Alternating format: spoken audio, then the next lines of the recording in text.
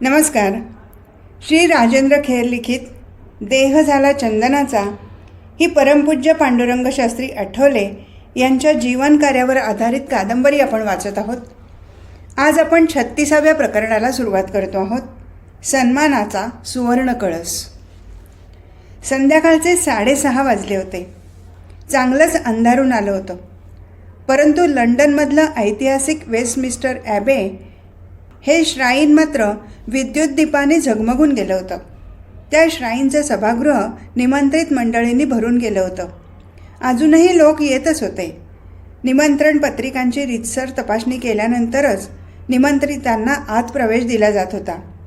त्या निमंत्रण पत्रिकेवर लिहिलं होतं, the dean and chapter of Westminster request the pleasure of the company of at the presentation of award for 1997 of the Templeton Prize for Progress in Religion by His Royal Highness the Duke of Edinburgh to Pandurang Shastri Athawale. मंगळवारी 6 मे 1997चा तो दिवस होता. त्या दिवशी prince Philip याच्या हस्ते पांडुरंग शास्त्री आठवले यांना सर्वश्रेष्ठ टेम्पल्टन पुरस्कार प्रदान केला जाणार होता. वेस्टमिन्स्टर ॲबेमध्ये लंडनमधील त्याचप्रमाणे जगभरातून आलेली प्रतिष्ठित मंडळी जमली होती. भारतातूनही जवळपास 50-60 स्वाध्यायी या अनोख्या समारंभासाठी आवर्जून उपस्थित राहिले होते. मोठ्या कुतूहलानं ही स्वाध्यायी मंडळी त्या भव्य श्राईनचं अवलोकन करत होती. आपापसात हलक्या आवाजात कुजबुजत होती. एक स्वाध्यायी शेजारच्या आपल्या स्नेहाला म्हणत होता, या वेस्टमिन्स्टर ॲबेला केवढा मोठा इतिहास आहे नाही का? शेजारचा त्यावर म्हणाला, राजघराण्यातील व्यक्तींचं इथे स्मारक आहे. त्या स्वाध्यायीच्या बोलण्यावर होकारार्थी मान हलवून शेजारच्यानं विचारलं, ते बाजूचे संगमरावरी पुतळे कोणाचे आहेत? नावं माहीत नाहीत. कार्यक्रम झाल्यानंतर वाटलं तर बघू. राजघराण्यातील पुरुषांचेच असावेत. काही वेळ दोघंही शांत बसले आणि पुन्हा त्या श्राईनचं अवलोकन करू लागले. श्राईनच्या आतील बाजूनं अनेक दगडी स्तंभ होते. प्रत्येक स्तंभाची उंची निदान 40 फूट तरी असावी. स्तंभांच्या मधून ख्रिस्ती बांधकामाच्या घाटणीच्या अनेक कमानी होत्या. वरच्या बाजूला त्या निमुळत्या होत गेल्या होत्या. 2 स्तंभांना जोडणारा भाग बहुधा लाकडी होता. त्यावर प्राचीन पद्धतीचं नक्षीकाम केलेलं होतं. डाव्या बाजूला काही संगमरवरी पुतळे बसवले होते. वरच्या तख्तपोशीवर नक्षीकाम केलेलं होतं. तिथून खालपर्यंत काही झुंबरं झुलत होती. त्यामधले दिवे लागले होते. छताच्या बाजूनं काही ठिकाणी निरनिराळ्या आकाराची काचेची तावदानं होती. बाहेरचा उजेड तिथून आत झिरपत होता. खालची फरसबंदी काळ्या पांढऱ्या संगमरवरानं सुशोभित केली होती. तिथे खाली समोरच्या बाजूला एक लाकडी पोडियम ठेवला होता. सभागृहाच्या दोन्ही बाजूंनी लाकडी खुर्च्या मांडल्या होत्या. खुर्च्यांची तोंडं समोरच्या स्टेजकडे नसून परस्परांकडे होती. त्यावर मनाप्रमाणे प्रतिष्ठित मंडळी बसली होती. डाव्या बाजूला स्वतः टेम्पल्टन ज्युनियर आणि त्यांच्या शेजारी उजव्या बाजूला प्रिन्स फिलिप बसले होते. त्यांच्या मागे तसंच समोरच्या खुर्च्यांवर मोठमोठे लॉर्ड्स, निरनिराळ्या देशांमधले धर्मोपदेशक, धर्मप्रसारक बसले होते. टेम्पल्टन कमिटीचे 9 सदस्यही तिथे उपस्थित होते. मागच्या बाजूला डावीकडे निमंत्रितांसाठी बसण्याची व्यवस्था होती, तर उजव्या बाजूला परंपरागत वाद्यवृंद होता. त्या आखीव कार्यक्रमात तो इंग्लिश क्वायर ठराविक वेळी सुरेल सुरावट वाजवत होता. समोरच्या पोडियमच्या मागे 5 पायऱ्या चढून गेल्यानंतर भव्य स्टेज होतं. वेस्टमिन्स्टर ॲबेचं ते स्टेज आज व्यासपीठ बनलं होतं. कारण त्या स्टेजवर आज पांडुरंग शास्त्री आठवले एक मोठ्या शाही शोभिवंत आसनावर विराजमान झाले होते. पायऱ्यावरून त्या स्टेजच्या मागच्या बाजूपर्यंत बदामी रंगाचा मखमली जाडजूड गालीचा अंतरला होता. त्यावर मध्यभागी पांडुरंग शास्त्रींचं सन्मानाचं आसन मांडलं होतं. स्टेजवर संयोजकांपैकी कुणीही नव्हतं. फक्त दिदींसाठी एक आसन मांडलं होतं. त्यावर दिदी बसल्या होत्या. ब्रिटिश लोक केवढ्या निष्ठेनं परंपरा पाळतात याचं प्रत्यंतर तिथे उपस्थित असलेल्या स्वाध्यायींना आलं होतं. प्रिन्स फिलिप हे त्या समारंभाचे सन्माननीय पाहुणे होते. परंतु त्यांचं आसन स्टेजवर नव्हतं, कारण तशी प्रथा नव्हती. त्यामुळे कुणाचाही रुसवा फुगवा होण्याचा प्रश्न नव्हता. खाली ते एका साध्या खुर्चीत बसले होते. मघाच्या स्वाध्यायीची नजर स्टेजवर विराजमान झालेल्या पांडुरंग शास्त्रींवर स्थिर झाली होती. आपल्या परमपूज्य दादांकडे बघून त्याचे नेत्र ओलावले. केवढा मोठा सन्मान आता थोड्याच वेळात पूज्य दादांना मिळणार होता या विचारानं त्याचं अंतःकरण भरून गेलं. तिथे उपस्थित असलेल्या कित्येक मंडळींची तशीच अवस्था झाली होती. अत्यंतिक प्रेमादरानं प्रत्येकजण पांडुरंग शास्त्रींकडे निरखून बघत होता. पांडुरंग शास्त्रीने तेव्हा पांढरशुभ्र धोतर, खादीचा पांढरा सदरा हा नेहमीचाच वेश परिधान केला होता. आपल्या उजव्या खांद्यावर त्यांनी फिक्कट पिवळसर रंगाची शाल कडी करून घेतली होती. टेम्पल्टन संबंधी एक ब्रोशर त्यांनी हातात धरून ठेवलं होतं. समोरच्या श्रोतृवृंदाकडे ते आळीपाळीनं निरखून बघत होते. तो मघाचा स्वाध्यायी आपल्या शेजारच्या स्वाध्यायीला म्हणाला, आज दादा किती तेजपुंज दिसतायत नाही. शेजारच्यानं दुजोरा दिला. तेवढ्यात कार्यक्रमाला सुरुवात झाली. Doctor John Templeton junior stage खालच्या पोडियमपाशी जाऊन उभे राहिले. काळी पॅन्ट, काळा ओपन कोट, त्यामधून डोकावणारा फिकट निळ्या रंगाचा शर्ट आणि टाय, याबरोबरच डोळ्यावरचा सोनेरी फ्रेमचा चष्मा त्यांच्या रुबाबदार व्यक्तिमत्वामध्ये भर घालत होता. मध्यम वयाचे डॉक्टर टेम्पल्टन यांनी आपल्या भाषणाला प्रारंभ केला होता. Your royal highness, dear friends, धर्मकार्य करण्यासाठी देण्यात येणाऱ्या या टेम्पल्टन पुरस्काराला आज 25 वर्षे पूर्ण होत आहेत. त्याचबरोबर आज आणखी एक योगायोग घडून येत आहे. 25 वर्षापूर्वी भारताच्याच मदर टेरेसा यांचा पहिल्यांदा हा पुरस्कार देऊन सन्मान करण्यात आला होता आणि आज बरोबर 25 वर्षानंतर भारतातल्याच दुसऱ्या महत्तम व्यक्तीचा पुरस्कार देऊन सन्मान करण्याचा योग येत आहे. मघाच्या स्वाध्यायीचा कान डॉक्टर टेम्पल्टन यांच्या भाषणाकडे होता, पण आता मन मात्र भूतकाळात गेलं होतं. पांडुरंग शास्त्रींचं असामान्य कार्य त्याच्या डोळ्यासमोर तरळत होतं. माणसामधलं चैतन्य जागृत करण्यासाठी गेली 50 वर्ष अव्याहत कार्यरत असलेले पांडुरंग शास्त्री त्याला दिसत होते. त्यांच्या दैवी कार्याची दखल घेऊन त्यांना देण्यात आलेले मान सन्मान त्याला आठवत होते. काही वर्षापूर्वीच पांडुरंग शास्त्रींना गांधी अवॉर्ड मिळालं होतं. त्यानंतर टिळक पारितोषिक देऊन त्यांचा पुण्यात मोठा सन्मान करण्यात आला होता. तर आदल्याच वर्षी म्हणजे 1996 मॅग्सेसे पुरस्कार देऊन त्यांना सन्मानित करण्यात आलं होतं.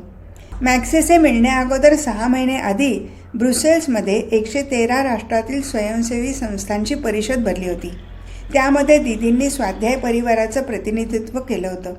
सरकारी मदतीशिवाय उभी राहिलेली जगातील एकमेव संस्था अर्थात स्वाध्याय परिवार त्या परिभाषेत सहभागी झाला होता. हंगर अँड पॉवर्टी या विषयावर त्या परिषदेत भरपूर चर्चा झडली. त्या काळात पांडुरंग शास्त्री सतत अस्वस्थ होते. दीदींना फोन करून विचारायचे, इस्रायली लोकांचं भाषण झालं का? इस्रायलनं स्वबळावर शेती आणि अन्य क्षेत्रात मोठे प्रयोग केले होते. त्या लोकांचं भाषण झाल्यानंतर कदाचित स्वाध्यायासंबंधी कुणीही फारसं काही ऐकण्याच्या मनस्थितीत असणार नाही अशी काळजी त्यांना वाटत होती. अखेर इस्रायली लोकांच्या नंतर दीदींना बोलायची संधी मिळाली होती. त्यांनी अतिशय प्रभावीपणानं आपले विचार मांडले. स्वाध्यायासंबंधी विस्तृतपणे सांगितलं.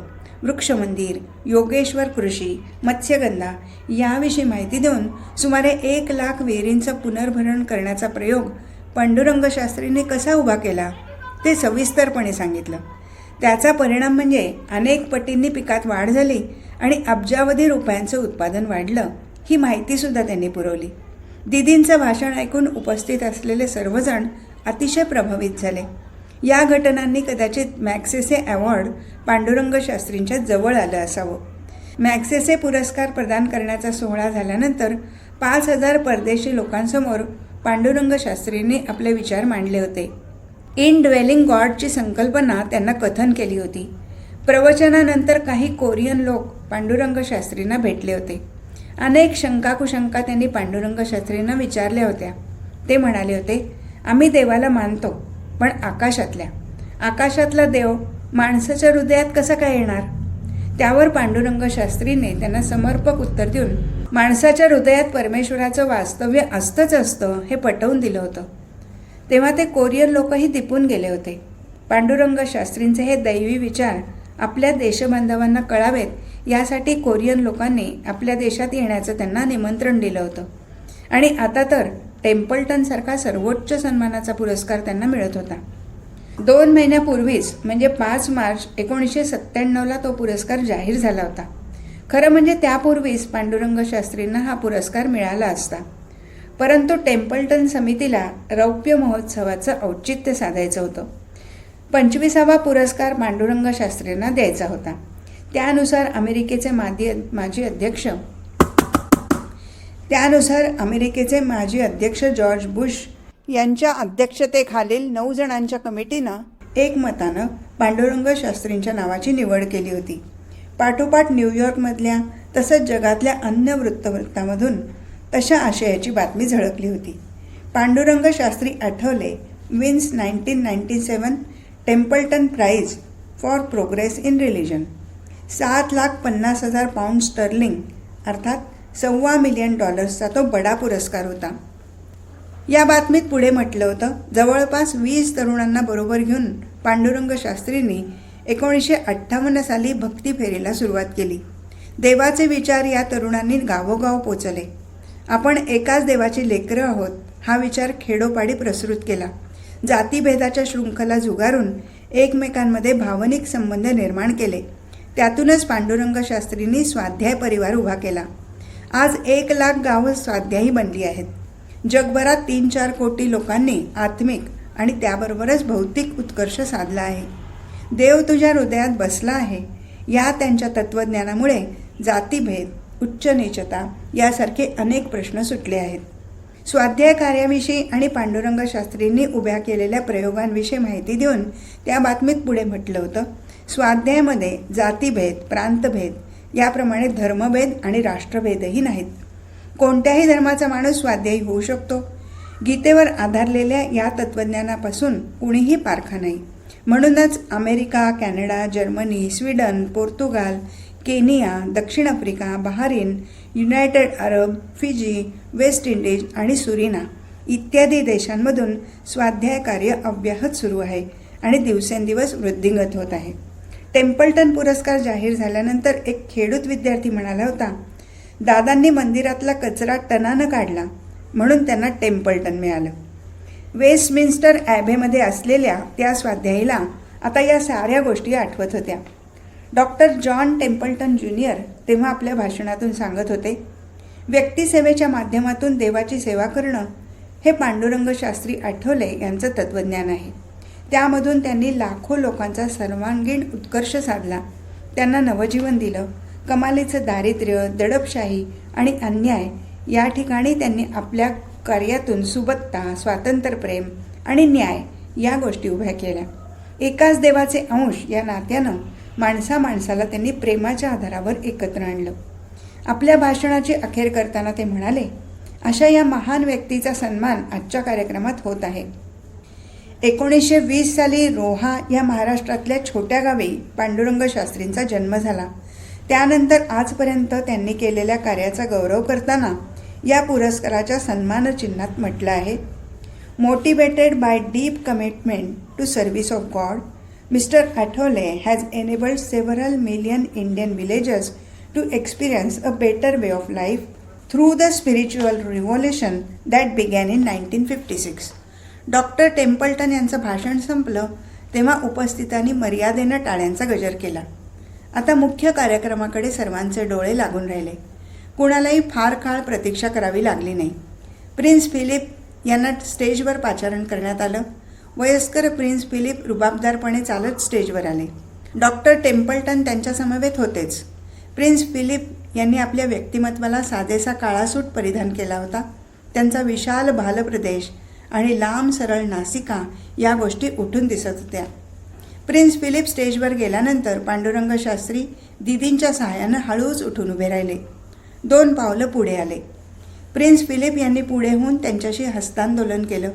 राजघराण्याचे खास फोटोग्राफर तो मोलाचा क्षण टिपण्यासाठी तेव्हाच पुढे सरसावले होते. अन्य बाहेरच्या फोटोग्राफर्सना तिथे यायला मज्जाव होता. मंद संगीत तेव्हा सुरू झालं. इंग्लिश क्वायर सुरेल सुरांची बरसात करू लागला. जगद्विख्यात टेम्पल्टन पुरस्कार प्रदान करण्याचा क्षण समीप आला. प्रथम पांडुरंग शास्त्रींना मानचिन्ह देण्यात आलं. टाळ्यांचा मोठा गजर झाला. टाळ्यांच्या गजरातच प्रिन्स फिलिप यांनी पांडुरंग शास्त्रींना मानपत्र आणि पुरस्काराचा धनादेश दिला. उपस्थितांच्या नेत्रामध्ये आनंदाश्रू जमा झाले. कित्येकांच्या मनामध्ये तो अनोखा क्षण प्रत्यक्ष बघायला मिळाल्यामुळे गहिवर दाटून आला होता. आपल्या परमपूज्य दातांचा सर्वोच्च सन्मान बघण्याचं भाग्य लाभल्यामुळे कित्येक स्वाध्यायी मंडळी कृतकृत्य होऊन गेली होती, स्वतःला धन्य मानत होती. त्यांच्या पूज्य दादांचा झालेला गौरव हा त्यांना स्वतःचा गौरव झाल्यासारखा वाटत होता. पांडुरंग शास्त्रींनी प्रारंभापासून ही भावना जपल्यामुळे त्यांना तसं वाटत होतं. भारतातले लाखो स्वाध्यायीसुद्धा तेव्हा गप्प बसून नव्हते. कार्यक्रमाची वेळ साधून स्वाध्यायींनी गुढ्या तोरणं उभारली होती, गोडाधोडाचं जेवण केलं होतं, श्रीसूक्त, नारायणोपनिषद यासारखी स्तोत्र म्हटली होती. आगरी कोळी लोकांनी तर दिवाळी साजरी केली होती.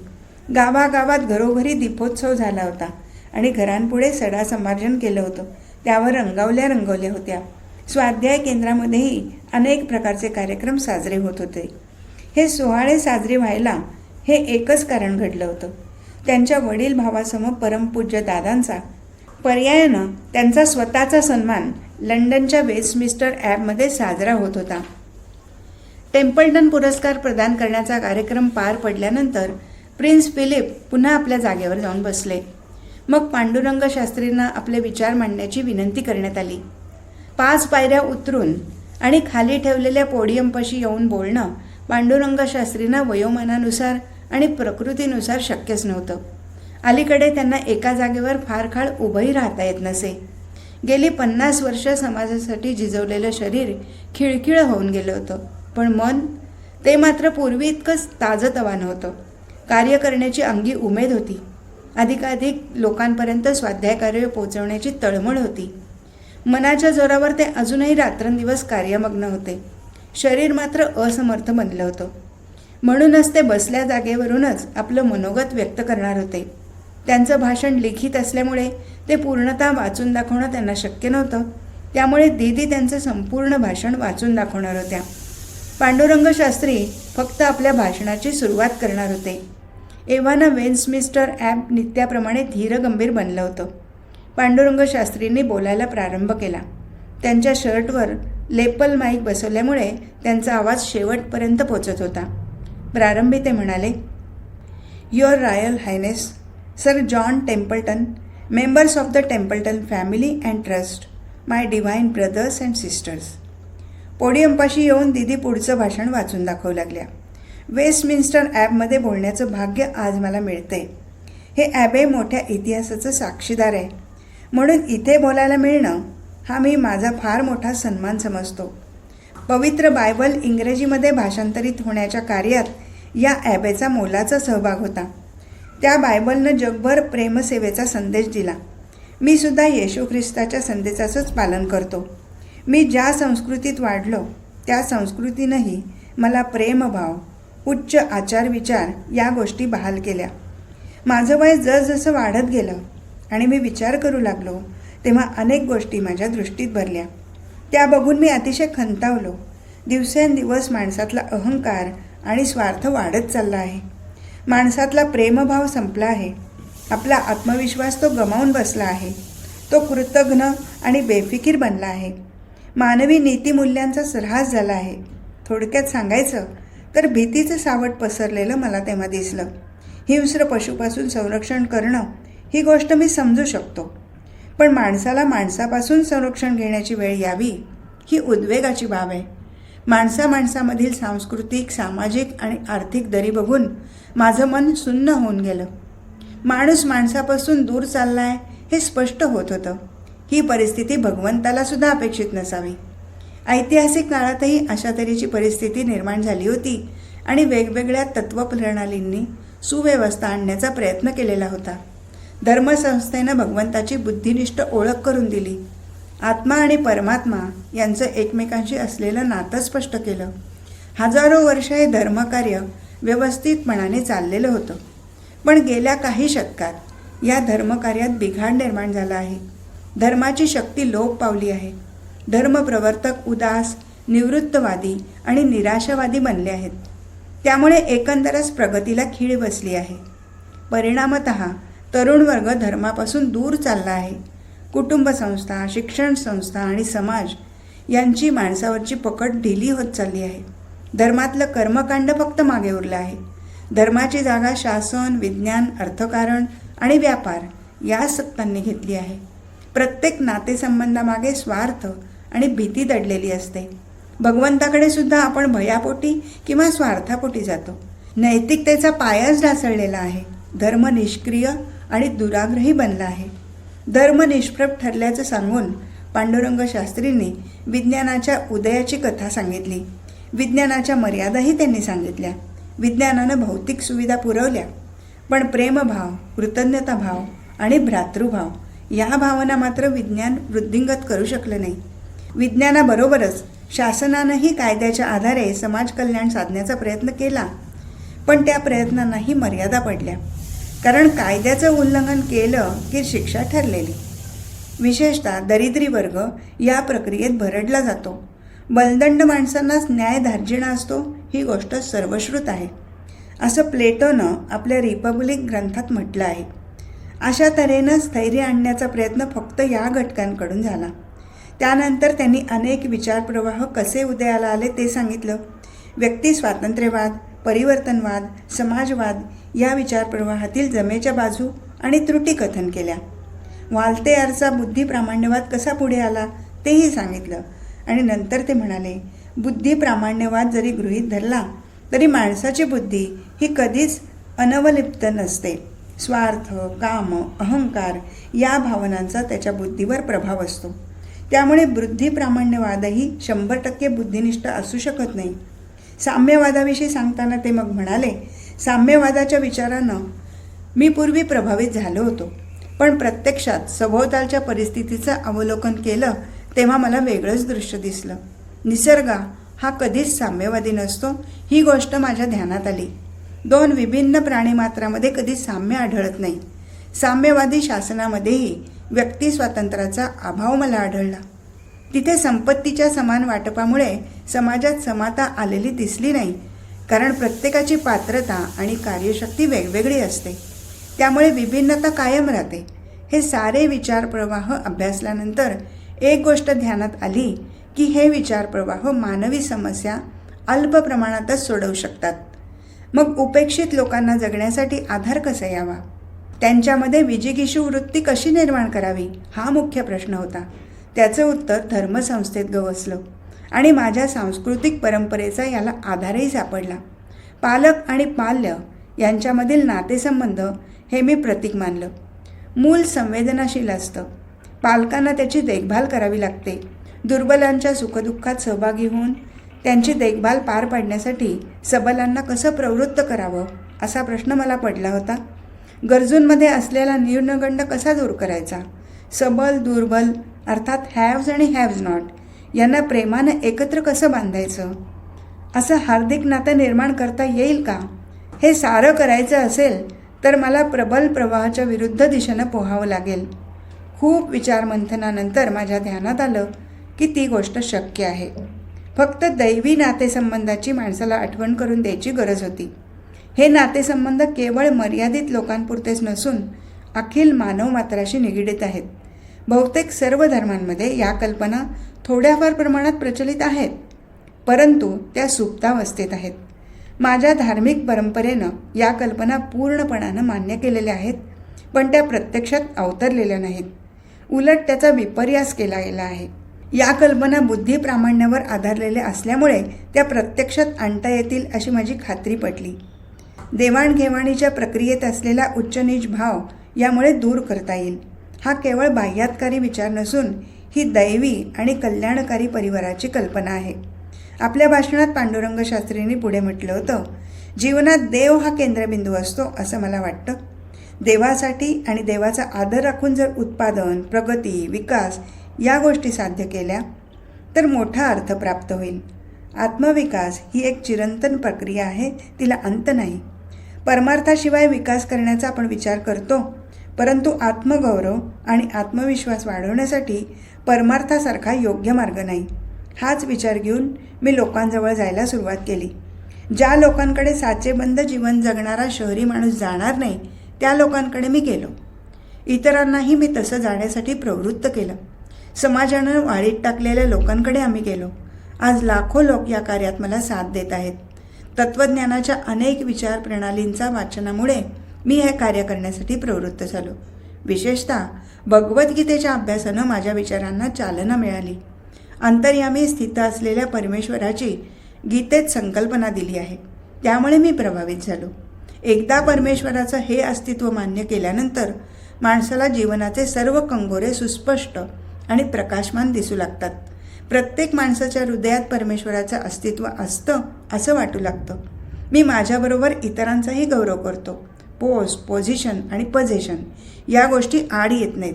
मी अन्य कुणाचाही प्रभाव माझ्या कार्यात घेत नाही. भगवंताच्या जवळ जाण्याची भावना ही केवढी उत्साहवर्धक भावना असते. भगवंताचं प्रेम मला मिळतंय ही भावना जेव्हा माणसाच्या मनात स्थिर होते तेव्हा माणसाच्या मनातून असहाय्यतेची भावना लुप्त होऊन जाते. उलट देव माझ्याबरोबर आहे ही भावना त्याच्या जीवनाला आणि विचारसरणीला योग्य आकार देते. त्याचा न्यूनगंड निघून जातो. त्याच्या प्रत्येक कृतीत देव त्याला साथ देत असतो याची त्याला जाणीव होते आणि त्यामधूनच परमेश्वराचं पितृत्व लाभलेला दैवी भ्रातृभाव व्यक्त व्हायला लागतो. हाच स्वाध्याय परिवाराचा पाया आहे. मग शेवटच्या माणसाजवळ निरपेक्ष प्रेमानं स्वाध्यायी माणूस कसा जातो हे सांगून त्यांनी पुढे म्हटलं होतं, एकाच भगवंताची आपण लेकरं आहोत या भावनेनं आम्ही एकमेकांकडे जातो. आमच्यामध्ये काही नातं आहे ही जाणीव प्रत्येकामध्ये असते. मी त्याला भक्ती फेरी म्हणतो. भक्तीच्या आधारानं अशी नाती निर्माण होतात. त्यानंतर त्यांनी चॅरिटीवर आपले परखड विचार मांडले. चॅरिटीचं टीकात्मक परीक्षण केलं होतं. नेहमी श्रीमंतांकडून गरिबांना चॅरिटी दिली जाते त्याविषयी त्यांनी सांगितलं. श्रीमंतांनीच नेहमी चॅरिटी करावी हे मला मुळीच मान्य नाही. गरीब आणि गरजू लोकांनाही चॅरिटी करावीशी वाटते. पण ज्यांची जेमतेम हातातोंडाशी गाठ असते तो चॅरिटी कुठला करणार? तो फक्त त्याचा घाम देऊ शकतो. आणि मी त्याच गोष्टीला प्रोत्साहन दिलं. देवकार्यासाठी असा माणूस महिन्यातून फक्त 1 दिवस आपले श्रम, व्यावसायिक कौशल्य, वेळ, बुद्धी, बळ, कार्यशक्ती या गोष्टी आमच्या कार्यात देतो. ही श्रमभक्ती देवकार्यासाठी आणि आत्मविकासाच्या हेतूनं केली जाते. सर्व श्रोते शांतपणानं पांडुरंग शास्त्रींचं लिखित भाषण दिदींच्या मुखातून ऐकत होते. वेगवेगळ्या धर्मप्रसारकांबरोबरच प्रिन्स फिलिपही भाषण ऐकताना तल्लीन होऊन गेले होते. पांडुरंग शास्त्रींचे विचार त्यांना भावले होते. आपल्या देशात हे तत्त्वज्ञान रुजलं पाहिजे असं उपस्थित असलेल्या प्रत्येक पाश्चात्य माणसाला वाटत होतं. पण ते सहजसुलभ नाही हेही त्यांना मनातून कळत होतं. दिदी पुढे बोलतच होत्या. पांडुरंग शास्त्रींनी म्हटलं होतं, व्यक्ती आणि समाज यांच्या नातेसंबंधीची पुनर्बांधणी केल्यानंतर त्याचे उपयुक्त परिणाम दृष्टोपस्थितीस येतात. ज्या ठिकाणी स्वाध्यायाची पाळंमुळं रुजलेली आहेत त्या ठिकाणी गृहकलह, जुगार, मद्यपान, बायका मुलांना शिव्याशाप देणं, हुंडा पद्धती यांच्यासारख्या दृष्टवृत्ती हळूहळू लयाला जातात.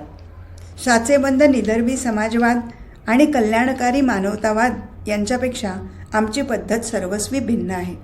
परंपरागत कल्पनांना मी वेगळं वळण दिलं त्यामुळे या कार्यपद्धतीला यश मिळू शकलं. कोणतीही संस्कृती एकदम बदलणं ही गोष्ट अवघड असते. प्रचलित सांस्कृतिक प्रणालीला धक्का न लावता आणि परंपरेला विरोध न करता हे कार्य पार पडायचं होतं. जुन्या चौकटीत बसवलेल्या नवीन कल्पना माणसाला अंगीकारायला लावायच्या होत्या. भक्तीच्या संकल्पनेमार्फत मी हे कार्य केलं.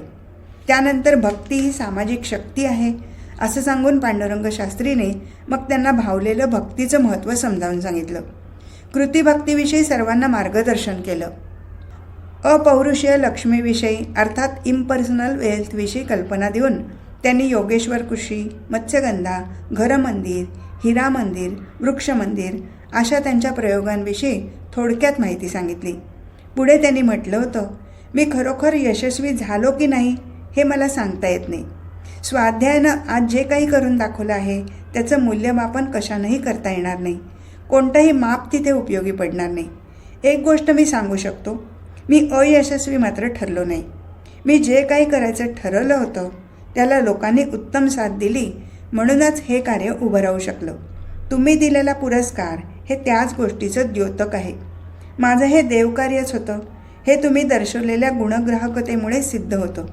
तुम्ही मला भगवंताचं प्रेमपत्रच दिलं आहे. मी तुम्हा प्रत्येकाचे मनपूर्वक आभार मानतो.